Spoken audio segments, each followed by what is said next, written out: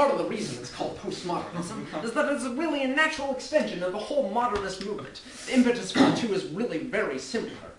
They're just two different ways of looking at some of the same general developments that took place in the first half of the 20th century. Who are you? And what are you doing inside my house? Nah, ha ha ha. Now, pinpointing exactly what sparked the two movements is difficult, because as you know, there were a whole lot of wacky shenanigans going on in the first half of the 20th century. But it was really developments in politics, and to a lesser extent science, that did it. First of all, you had World War I, which sort of shattered people's belief in predictable progress in society. And, of course, that cast doubt on the future of mankind. But then you had the discovery of the Heisenberg uncertainty principle in physics. And that states, of course, that the observer cannot simultaneously know the position and velocity of an elementary particle, such as, of course, an electron. Now, what this made it seem like was that doubt was at the center of all physical laws, and literary figures reacted to this. They started writing books that emphasized uncertainty and the arbitrariness of life. And the way they did this was they made novels that did not have clear themes or morals, and characters that were too complex to be easily stereotyped as the representation of anything in particular. The general statement that the modernists were trying to make was, we don't know. Okay. I don't know what you're doing inside my house. That's what I'm saying. But just take it, okay? Take it. Please. Get out! So then, Hiroshima and Nagasaki were destroyed by nuclear weapons, and it became clear that the future of humanity was very much in doubt. Not just some vague hypothetical doubt that maybe humans were too barbaric to survive, but a real present possibility that the world might be annihilated at any given instant. And so it just... Okay, you know, yeah. It made it seem like what the modernists had been saying for years was in fact true. And then also you have the theory of relativity.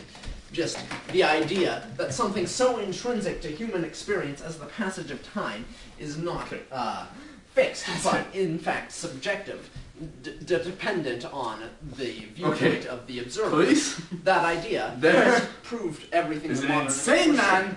And so from all of these things, you would expect more of the same. More work emphasizing uncertainty. But that's not what happened. Because the postmodernists viewed things differently than the modernists did.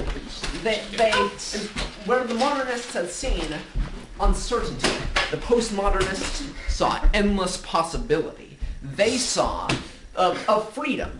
A new freedom from traditional restrictions on...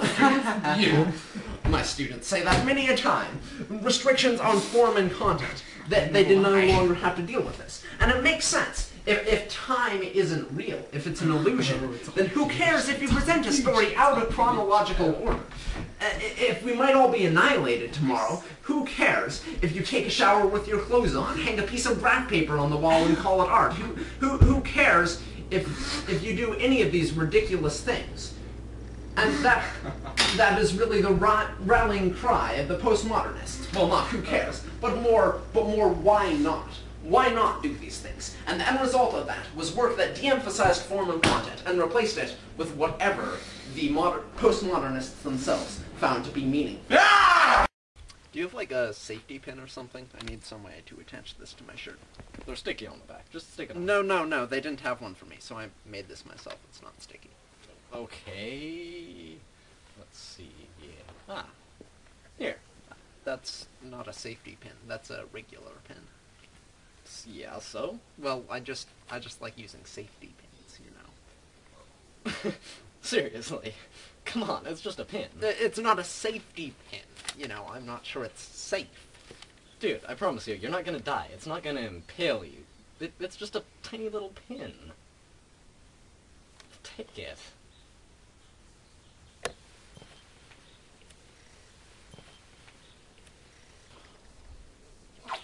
Oh God! Oh my God! What did you do? Oh, I think it hit an artery. Oh my God! I'll get a bucket.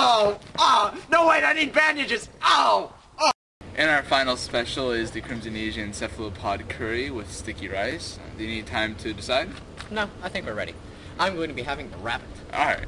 I'll be having the dangerous box of stinging insects. Alright, now I'll be right back. I'll just take your menus now. Okay. Now, one thing that's very important to understand about the postmodernist philosophy is the difference between the signifier and the signified. You see this object in my hand. You taste it, you feel it. No, you can't taste it. You smell it. You can't taste it because it's mine, of course. But it's a signified. It's an object. Now, the word sandwich, on the other hand, is a signifier. It serves to signify a signified. You see?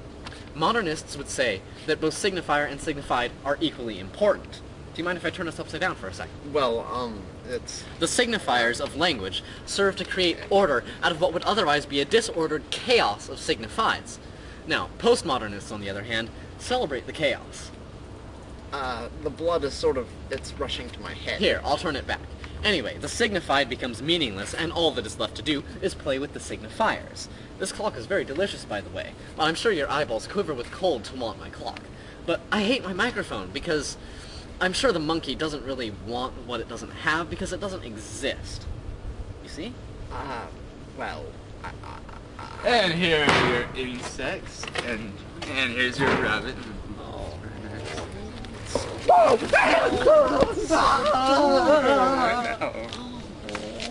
Hello, I'm Chris Roberts, the famous jazz musician from the 70s. I'm here to talk about postmodernism. Now, most people don't think of life as meaningless or form as unnecessary. So when we talk about postmodernism, most people think of some esoteric little avant-garde movement that only artists actually care about. However, it's a bit more mainstream than that. The techniques used by postmodernists inundate modern literature. Such techniques include black humor, irony, such as in Joseph Heller's Catch-22. Intertextuality, that is, the blending of several works, such as in Stephen King's books, where one character in a series may appear in another. The use of pastiche is also another common element of postmodernism. The blending of several styles, the piece is not entirely detective fiction, science fiction, or a fairy tale, or instruction manual for a new blender. Postmodernists also like to mess with time, portraying a series out of linear order. Or metafiction, which is essentially writing fiction about the process of writing fiction. But the most important new technique used by postmodernists is